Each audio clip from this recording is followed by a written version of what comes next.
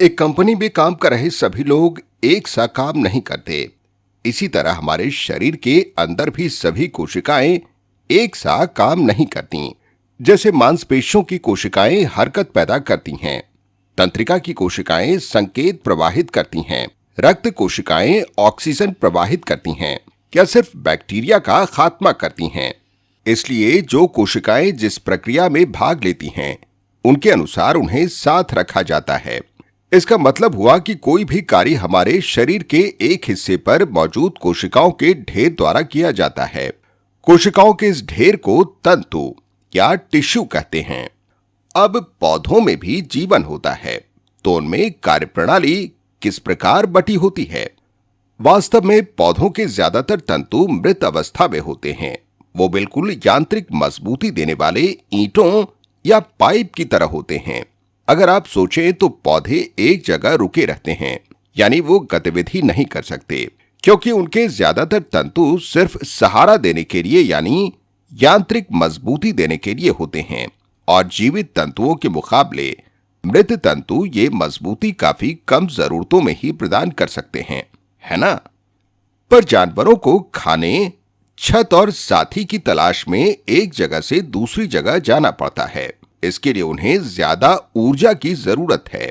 इसलिए जानवरों में ज्यादातर कोशिकाएं जीवित होती हैं।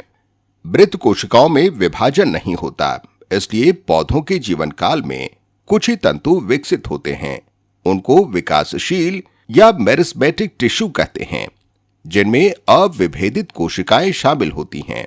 यानी वो ऐसी कोशिकाओं से बने होते हैं जिनको पौधे के अंदर कोई विशेष भूमिका नहीं दी जाती, पर पौधे में कुछ समय बाद बहुत से तंतु विकसित होना बंद कर देते हैं और स्थायी तंतु बन जाते हैं। और फिर भी पेड़ इतने बड़े और लंबे हो जाते हैं, इसलिए हमें समझ आता है कि पौधों में विकास कुछ खास इलाकों तक सीमित होता है। हालांकि जानवरों में कोशिकाओं का विकास एक समान होता है। उनमें पौधों की तरह विकासशील और अविकासशील इलाकों का कोई बंटवारा नहीं होता। पर जटिल जानवरों में कुछ समय बाद ज्यादातर कोशिकाओं का विभाजन बंद हो जाता है। देखा जाए तो हमारा पेट खाना पचाता है, जबकि गुर्दे खून साफ करते हैं। यानी जटिल जानवरों में अंगों और अंग तंत्र की व्यवस्था उनकी खासियत के मुताबिक एक तय जगह होती है।